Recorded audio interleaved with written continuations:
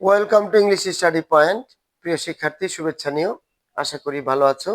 আজকের ভিডিওতে আমরা তোমাদেরকে দেখাবো যে আর্টিকেল কাকে বলে, আর্টিকেল কত প্রকার ও কি কি। অবশ্যই তোমরা শিখেছো, জেনেছো, তারপরেও আবার রিভিশনাল করে 1 নং প্রশ্নের উত্তরের আবার নতুন প্রস্তুতির জন্য আমরা ব্যাপকভাবে তোমাদেরকে এই ক্লাসগুলো দেওয়ার চেষ্টা করব। তো প্রশ্ন হলো, আর্টিকেলস কাকে বলে, আর্টিকেল কত প্রকার ও কি কি।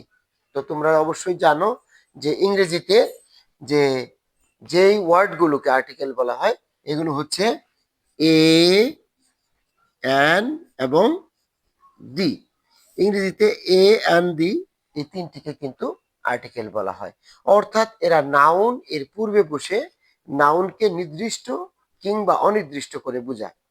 নাউনকে অনির্দিষ্ট বা নির্দিষ্ট করে বোঝানোর জন্য এই তিনটি ওয়ার্ড ব্যবহৃত হয়।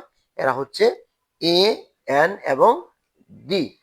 মূলত এরা কিন্তু অ্যাডজেক্টিভের কাজ করে, অর্থাৎ এরা সংখ্যা বোঝানোর জন্য ব্যবহৃত হয়।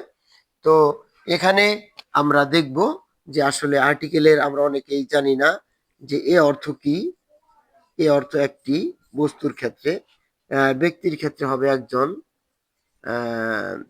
এখানে অ্যান, অ্যান অর্থও কিন্তু বস্তুর ক্ষেত্রে একটি এবং ব্যক্তির ক্ষেত্রে হবে একজন, প্রিয় শিক্ষার্থী।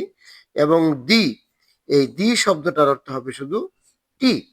তো আমরা টি বলি। টি এটা একটা শব্দকে একবারে নির্ধারিত করে বোঝানোর জন্য ব্যবহৃত হয়।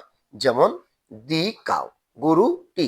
আমরা যদি এখানে দুটি আর্টিকেলকে ব্যবহার করে বলি যে এ কাউ, এ কাউ যার অর্থ হবে একটি গরু। যদি আমরা বলি এ ম্যান তাহলে হবে একজন মানুষ। কিন্তু যদি আমরা বলি দি কাউ তাহলে কিন্তু তুমি বলবে গরুটি।